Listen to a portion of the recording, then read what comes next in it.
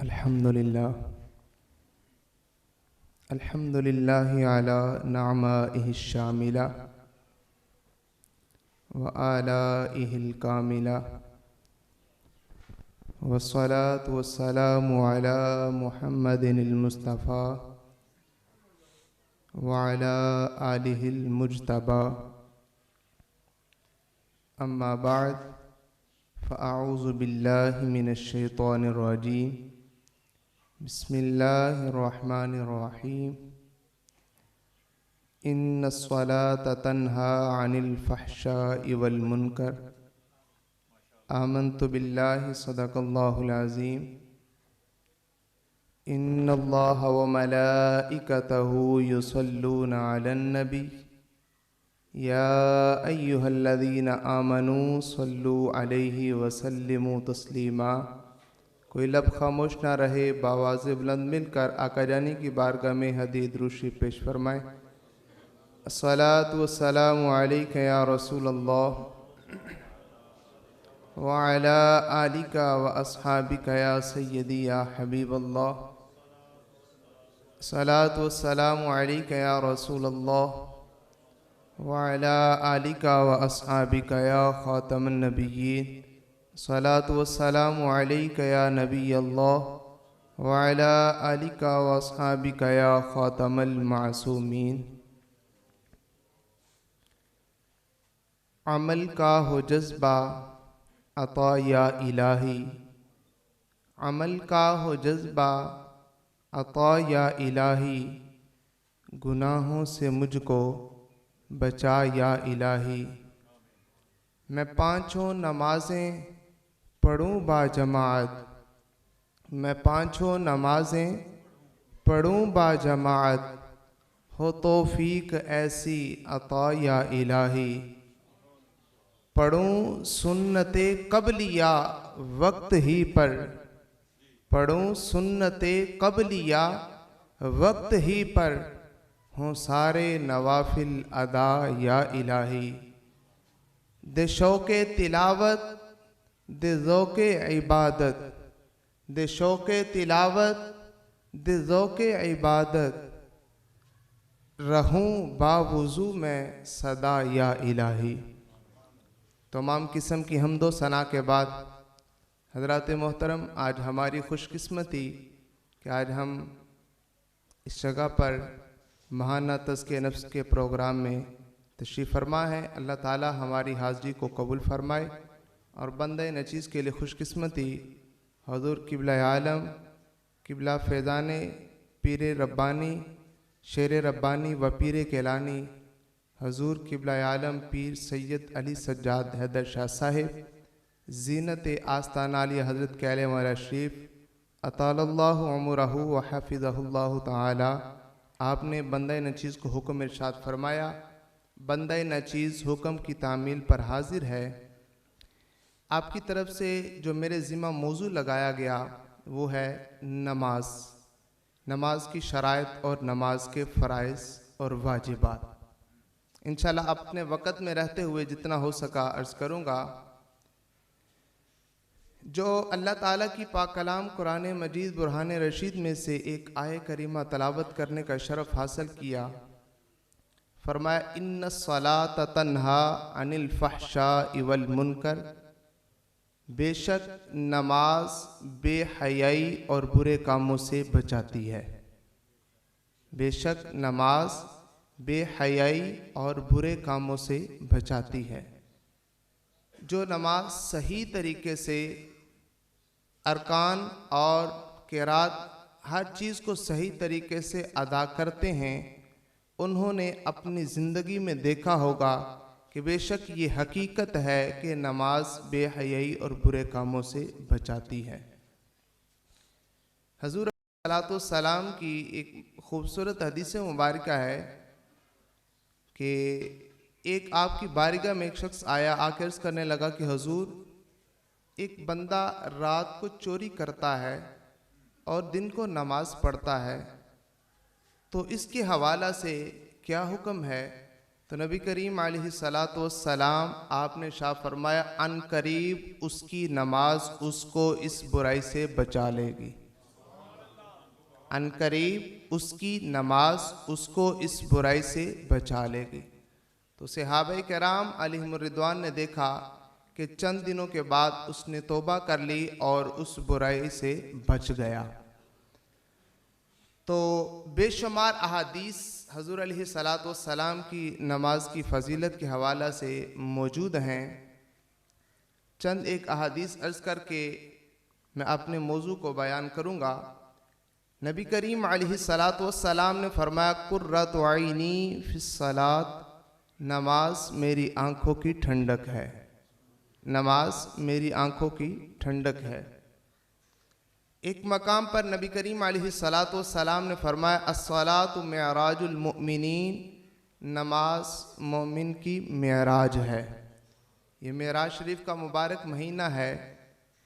ہر بندہ چاہتا ہے مجھے مقام اور مرتبہ اور شان اور رفعت اور بلندی مل جائے، اور کس طرح ملے گی؟ تو نبی کریم علیہ السلام نے یہ وظیفہ بتا دیا ہے، اگر تم مقام اور مرتبہ اور بلندی، درجات، رفعت چاہتے ہو تو پھر نماز کی پابندی کرو۔ ایک حدیث مبارکہ میں فرمایا الصلاۃ عماد الدین، نماز دین کا ستون ہے، نماز دین کا ستون ہے۔ دین ایک عمارت ہے اور ستون اس عمارت کو قائم رکھنے کے لیے مقرر کیا جاتا ہے۔ تو فرمایا کہ اپنے دین کو سلامت رکھنے کے لیے تمہیں ستون قائم کرنا ہوگا۔ وہ ستون کیا ہے؟ نماز۔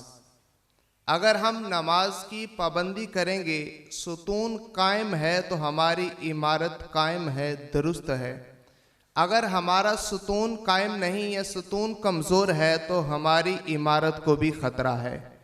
تو اس لیے فرمایا نماز دین کا ستون ہے۔ اپنی عمارت کو مضبوط بنانے کے لیے تمہیں ستون کو قائم کرنا ہوگا، اور وہ نماز ہے۔ اور ایک حدیث مبارکہ نبی کریم صلی اللہ علیہ وسلم آپ نے فرمایا الصلاۃ مفتاح الجنہ، نماز جنت کی چابی ہے، نماز جنت کی چابی ہے۔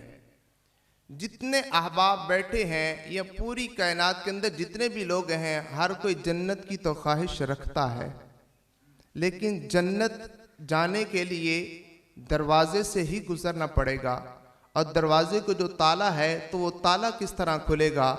تالا کھلے گا تو پھر ہی اندر جائیں گے۔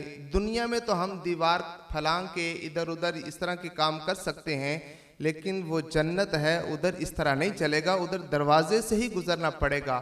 اور دروازے کا تالا کس طرح کھلے گا؟ فرمایا الصلاۃ مفتاح الجنہ، نماز جنت کی چابی ہے۔ اگر تم جنت میں جانے کے لیے نماز کی پابندی کرو گے تو یہ تمہارے لیے آسانی ہے۔ بے شمار احادیث ہیں نماز کی فضیلت کے حوالہ سے، میں ان پر اختصار کرتے ہوئے اپنے موضوع کی طرف آتا ہوں۔ نماز شروع کرنے سے پہلے کچھ شرائط کا ہونا ضروری ہے۔ اگر وہ شرائط پائی جائیں گی تو ہماری نماز ہوگی، اگر وہ شرائط نہیں پائی جائیں گی تو ہماری نماز نہیں ہوگی۔ نماز کی 6 شرائط ہیں۔ کتنی شرائط ہیں؟ 6۔ سب سے پہلی شرط ہے طہارت، جو کہ قبلہ مفتی صاحب نے بڑے تفصیلی انداز میں ماشاءاللہ اور بڑے اپنے خوبصورت انداز میں آپ کو سمجھایا ہے طہارت کے حوالہ سے۔ طہارت میں ہے نمازی کا بدن، نمازی کا لباس، اور جس جگہ پر نماز پڑھنے لگا ہے، ان تینوں چیزوں کا ہر قسم کی نجاست سے پاک ہونا۔ یہ پہلی شرط ہے۔ یہ شرط پائی جائے گی تو نماز ہوگی۔ دوسری شرط ہے ستر عورت، جسم کا چھپانا، ستر عورت، جسم کا چھپانا۔ مرد کے لیے ناف سے لے کر گھٹنے تک اتنے حصے کا جسم یہ چھپانا فرض ہے، اور عورت کے لیے 5 اعضاء کے علاوہ باقی پورے جسم کا چھپانا فرض ہے، گھٹنے سمیت، گھٹنے سمیت۔ عورت کے لیے منہ، 2 ہاتھ اور اور پاؤں کے تلوے، ان اعضاء کے علاوہ باقی پورا جسم چھپانا فرض ہے عورت کے لیے، اور مرد کے لیے ناک سے لے کر گھٹنے سمیت چھپانا یہ فرض ہے۔ اگر یہ اتنا حصہ بھی چھپا ہوا نہیں ہوگا تو یہ شرط نہیں پائی جائے گی تو نماز نہیں ہوگی۔ اس میں دور حاضرہ کے اندر خواتین کے لیے یہ زیادہ مسائل ہیں کہ جو آج کل باریک لباس چلا ہوا ہے، باریک لباس پہنتی ہیں۔ اگر ایسا باریک لباس ہے کہ جس سے جسم کا وہ عضو ظاہر ہو رہا ہے جس کا چھپانا فرض ہے، یا اس کی حید ظاہر ہو رہی ہے، تو پھر یہ چھپانے کے حکم میں نہیں آئے گا، تو پھر یہ شرط نہیں پائی جائے گی تو اس کی نماز نہیں ہوگی۔ اور دوسرے نمبر پر اگر اس نے لباس تو ٹھیک پہنا ہے لیکن سر پر دوپٹہ جو ہے وہ اس کے سارے بال نظر آ رہے ہیں، اس طرح کا جالی والا جس طرح کہ عام طور پر آپ نے دیکھا ہے، تو پھر بھی وہ جسم چھپانے کے حکم میں نہیں آئے گا تو یہ نماز کی شرط نہیں پائی جائے گی، تو لہٰذا نماز نہیں ہوگی۔ اس طرح جو حصہ چھپانے کے حکم میں ہے اگر اتنا حصہ چھپا ہوگا تو یہ شرط پائی جائے گی تو پھر نماز ہوگی۔ اگر اس حصے میں سے جتنا چھپانا مرد اور عورت کے لیے فرض ہے، اگر اس حصے میں سے کوئی بھی حصہ ظاہر ہوگا یعنی ننگا ہوگا تو پھر ہماری یہ شرط نہیں پائی جائے گی تو نماز نہیں ہوگی۔ تیسری شرط ہے استقبال قبلہ، یعنی قبلہ کی طرف منہ ہونا، قبلہ کی طرف منہ ہونا۔ یہ شرط ہے کہ اگر قبلہ کی طرف منہ نہیں ہوگا تو ہماری نماز نہیں ہوگی۔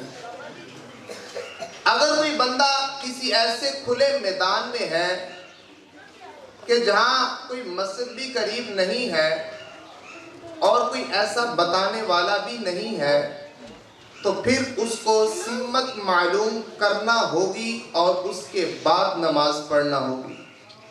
اس کو تحری بھی بولا جاتا ہے کہ تحری کر کے پھر اس مقام پر وہ نماز پڑھے۔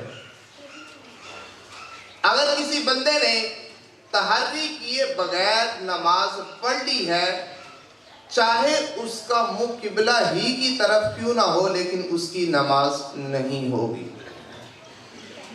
اگر اس نے تحری کی ہے، سوچ و بچار کیا ہے، غور و فکر کیا ہے، غور و فکر کرنے کے بعد پھر اس نے نماز پڑھی ہے، اب تحری کرنے کے بعد چاہے اس کا منہ قبلہ شریف کی طرف نہ بھی ہو لیکن اس کی نماز ہو جائے گی، لیکن اس کی نماز ہو جائے گی، لیکن تحری کیے بغیر اس کی نماز نہیں ہوگی۔ ادھر علماء کرام نے یہ بھی مسئلہ بیان کیا ہے کہ ایک بندہ آیا، اس نے تحری کی ہے اور اس نے نماز پڑھنا شروع کر دی، اور دوسرا بندہ اس مقام پر آیا، اس نے تحری نہیں کی، سوچ و بچار نہیں کیا، اس نے پہلے آدمی کو دیکھ کر اس نے نماز پڑھنا شروع کر دی ہے، تو فرمایا کہ یہ جو دوسرا آدمی ہے جس نے تحری نہیں کی اس کی نماز نہیں ہوگی۔ تو لہٰذا اگر ہم ایسے کھلے میدان میں ہیں کہ جہاں قبلہ کی سمت معلوم کرنا مشکل ہے تو پھر ہمیں غور و فکر کرنا ہوگا، تو پھر اس کے بعد ہمیں نماز پڑھنا ہوگی۔ یہ تیسری شرط تھی استقبال قبلہ، یعنی قبلہ کی طرف منہ ہونا۔ اور چوتھی شرط ہے نیت کا ہونا، نیت کا ہونا۔ چوتھی شرط ہے وقت کا ہونا۔ شرائط نماز میں سے چوتھی شرط ہے وقت کا ہونا۔ مثال کے طور پر ظہر کی نماز کا وقت ہے تو اس میں ہم ظہر کی نماز ہی ادا پڑھ سکتے ہیں، ظہر کے وقت میں ہم ظہر کی نماز ہی ادا پڑھ سکتے ہیں، ظہر کے وقت میں ہم عصر کی ادا نماز نہیں پڑھ سکتے۔ یعنی جس نماز کا وقت ہے ہمیں اس وقت میں وہی نماز ادا پڑھنی ہوگی۔ قضا نماز تو پڑھی جا سکتی ہے جو حکم ہے، لیکن اگر ادا کا حکم آئے تو پھر جو نماز کا وقت ہے اس وقت میں وہی نماز ادا کی جائے گی۔ ان میں 3 اوقات مکروہ ہیں۔ سورج جب طلوع ہوتا ہے، سورج طلوع ہونے کے 20 منٹ بعد اس وقت میں نماز نہیں پڑھی جا سکتی، اور زوال کے وقت، اور تیسرے نمبر پر غروب آفتاب کے وقت، ان 3 اوقات میں نماز کوئی بھی نہیں پڑھی جا سکتی، چاہے وہ ادا ہو، قضا ہو، نفل ہو، ان 3 اوقات میں نماز نہیں پڑھی جا سکتی۔ ہاں، اس میں ایک حکم علماء کرام نے یہ بھی بیان فرمایا ہے کہ اگر عصر کی نماز وہ لیٹ ہو گیا اور اب وہ غروب آفتاب کا وقت ہو چکا ہے، تو اب وہ عصر کی اس دن والی ادا پڑھ سکتا ہے، لیکن اور کوئی نماز اس وقت میں نہیں ادا کر سکتا۔ تو یہ 3 اوقات مکروہ ہیں۔ تو فرمایا کہ چوتھی شرط ہے، نماز جو پڑھنی ہے اس کا وہ وقت ہونا ضروری ہے۔ اگر یہ شرط پائی جائے گی تو پھر اس کی وہ نماز ادا ہوگی، اگر یہ بھی شرط نہیں پائی جا رہی تو پھر اس کی نماز وہ نہیں ہوگی۔ 5ویں شرط ہے نیت کا ہونا۔ حضور علیہ السلام کی حدیث مبارکہ، انما الاعمال بالنیات، تمام اعمال کا دار و مدار نیتوں پر ہے۔ نیت دل کے پکے ارادے کا نام ہے۔ اگر بندہ زبان سے نہیں بھی کہتا، اگر دل میں پکا ارادہ ہے تو سمجھ لیں اس کی نیت ہو چکی ہے۔ اگر دل میں پکا ارادہ ہے، اس کے ساتھ ساتھ وہ زبان سے بھی دہرا لیتا ہے تو یہ بہتر ہے۔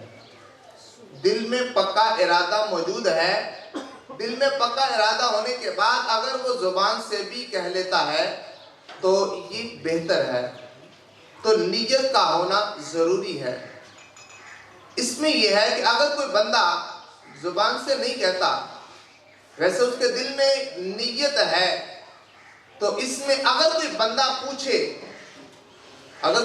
پوچھے تو کہ کون سی نماز پڑھ رہے ہو، تو اگر تو اس نے سوچنا شروع کر دیا کہ میں نے کون سی نماز پڑھی ہے، تو پھر علماء کرام نے فرمایا کہ اس کی وہ نماز نہیں ہوگی۔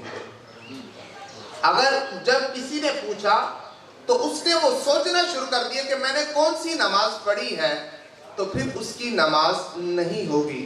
اگر وہ بغیر سوچے فوری جواب دے دے گا کہ میں نے فلاں نماز ادا کی ہے، تو پھر اس کی نماز ہوگی۔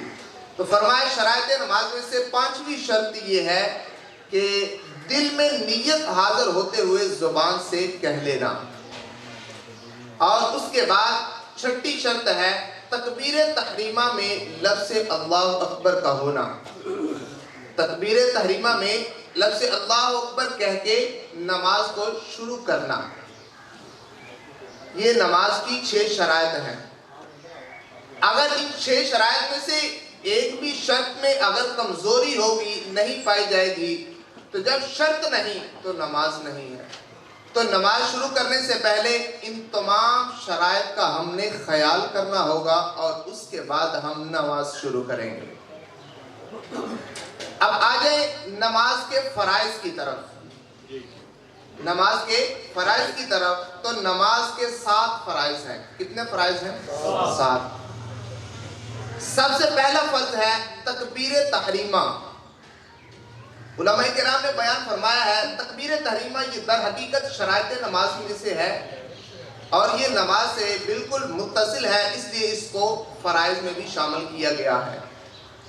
تو سب سے پہلا فرض یہ ہے کہ تکبیر تحریمہ، یعنی نیت کر کے، رفع یدین کر کے، ہاتھوں کو بلند کر کے، پھر قیام کی دونوں ہاتھوں کو باندھنا۔ دوسرا فرض ہے قیام، بالکل سیدھا کھڑے ہونا۔ ہم جب نیت کرتے ہیں، پھر رفع یدین کر کے، تکبیر تحریمہ کہہ کے ہاتھوں کو باندھتے ہیں، اس کو کہا جاتا ہے قیام، یعنی بالکل سیدھا کھڑے ہونا۔ قیام کی حالت میں جب ہم نے کھڑے ہونا ہے اور اپنے ہاتھوں کو باندھنا ہے اور ہاتھوں کو ناف کے نیچے باندھنا ہے، ہاتھوں کو ناف کے نیچے باندھنا ہے۔ اس پرفتن دور کے اندر کافی سارے فتنے رونما ہوتے ہیں اور کچھ ہو بھی رہے ہیں۔ کچھ لوگ اس طرح اوپر کر کے ہاتھ باندھتے ہیں۔ آپ سبھی احباب جانتے ہیں کہ اوپر ہاتھ کون باندھتے ہیں؟ عورتیں باندھتی ہیں۔ تو اگر اللہ تعالیٰ نے ہمیں مرد بنایا ہے تو ہمیں طریقہ بھی مردوں والا ہی اختیار کرنا چاہیے۔ تو مرد کے لیے جو حکم ہے کہ مرد نے ناف کے نیچے ہاتھ باندھنے ہیں قیام کی حالت میں۔ اور اس کے بعد تیسرا فرض ہے قرات۔ قرات اس کا نام ہے کہ تمام حروف کے مخارج کے ساتھ ادا کیا جائے کہ ہر حرف صحیح طور پر ممتاز طریقے سے پڑھا جائے۔ ہم ثنا پڑھتے ہیں، تعوذ پڑھتے ہیں، تسمیہ پڑھتے ہیں، سورۃ فاتحہ کی تلاوت کرتے ہیں اور اس کے بعد سورت میں لاتے ہیں۔ تو فرمایا قرات اس کا نام یہ ہے کہ ہر حرف اس انداز سے مخارج ادا کیے جائے اور ہر حرف صحیح طریقے سے صحیح طور پر ممتاز نظر آئے، ممتاز پڑھا جائے۔ اور اس کے بعد چوتھا فرض ہے رکوع کرنا۔ چوتھا فرض ہے رکوع کرنا۔ رکوع کا ادنا درجہ یہ ہے کہ بندہ ہاتھ بڑھائے تو ہاتھ گھٹنے تک پہنچ جائے، یہ رکوع کا ادنا درجہ ہے۔ اور اعلیٰ درجہ یہ ہے کہ جب بندہ رکوع کرے تو اس کی کمر بالکل سیدھی ہو جائے، اس طرح بالکل سیدھی ہو جائے، یہ رکوع کا اعلیٰ درجہ ہے۔ بلکہ ایک حدیث مبارکہ میں ہے، اس کا مفہوم ہے کہ اگر اس کی کمر پر اگر پانی کا پیالہ بھی رکھا جائے تو وہ پانی کا پیالہ نہ گر پائے۔ یہ رکوع کا اعلیٰ درجہ ہے کہ کمر اس طرح بالکل سیدھی ہو کہ اگر پانی کا پیالہ اس کی کمر پر رکھا جائے تو وہ گرنے نہ پائے۔ اور اس کے بعد پانچواں فرض ہے سجود، سجدہ کرنا۔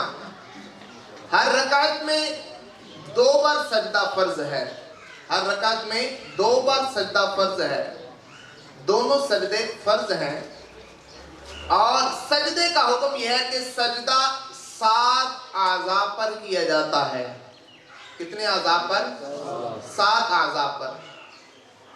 نمبر 1 چہرہ، منہ، اس کے بعد دونوں ہاتھ، اور اس کے بعد دونوں گھٹنے، اور اس کے بعد دونوں پاؤں۔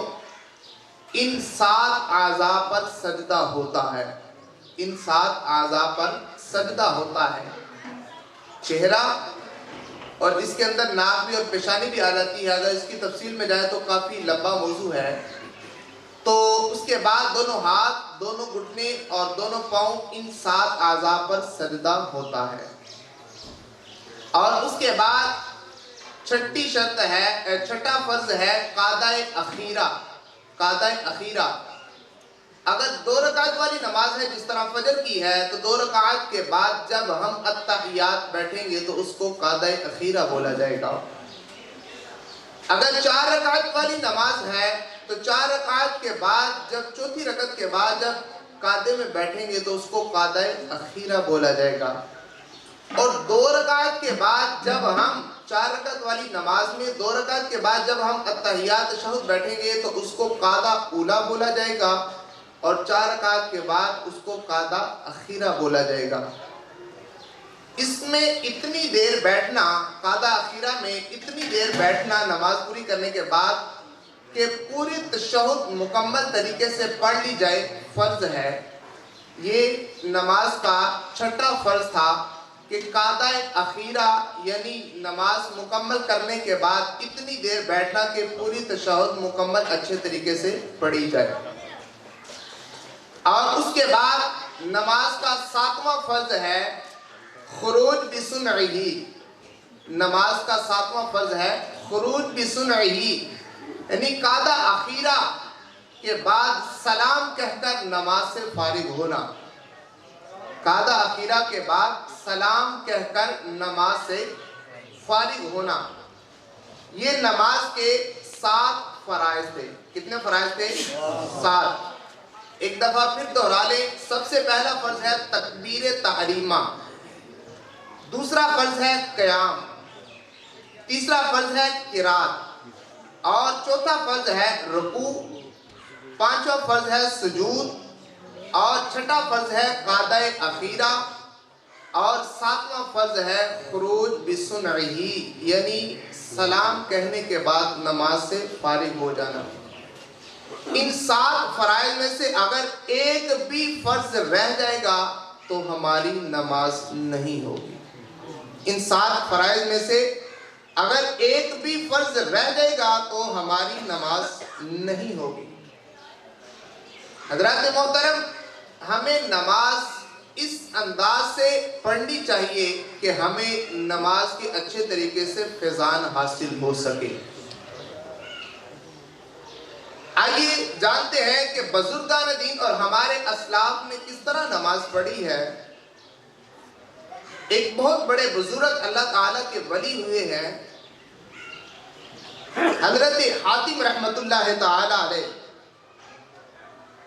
ان سے کسی نے ان کی نماز کے بارے میں پوچھا کہ آپ نماز کس طرح پڑھتے ہیں. اب ان بزرگوں کا طریقہ سنیے گا اور ہم نے اپنی نمازوں کی طرف دیکھنا ہے کہ ہم نماز کس طرح پڑھتے ہیں اور ہمارے بزرگ اور ہمارے اسلاف کس طرح نماز پڑھتے ہیں.